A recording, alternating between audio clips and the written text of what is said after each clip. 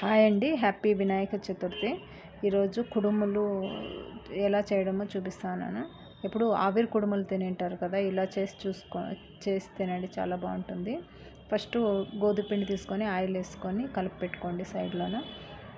తర్వాత ఒక కప్పు కందిపప్పు వాటర్లో వేసేసి బాగా ఉడకబెట్టుకోండి మెత్తగా. తర్వాత ఒక కప్పు కందిపప్పుకి ఒక కప్పు బెల్లం వేసేసి బాగా ఉడికిన తర్వాత ఇలా మిక్సీ చేసుకోండి, పేస్ట్ లాగా చేసుకున్న తర్వాత చల్లారిన తర్వాత ఇలా మిక్సీ చేసుకోండి, నైస్ పేస్ట్ లాగా.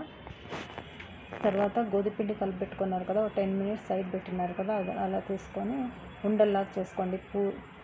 పూరి ఉండల్లాగా చేసుకొని కొంచెం ఆయిల్తోనే ప్రెస్ చేయండి.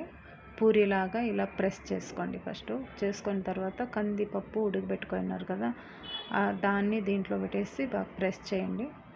కజ్జికాయలాగా చేసుకోండి కుడుముల్ని. ఆయిల్తోనే ప్రెస్ చేసేసుకొని ఆయిల్తోనే ఇలా క్లోజ్ చేసిన తర్వాత ఆయిల్లో ఫ్రై చేయండి.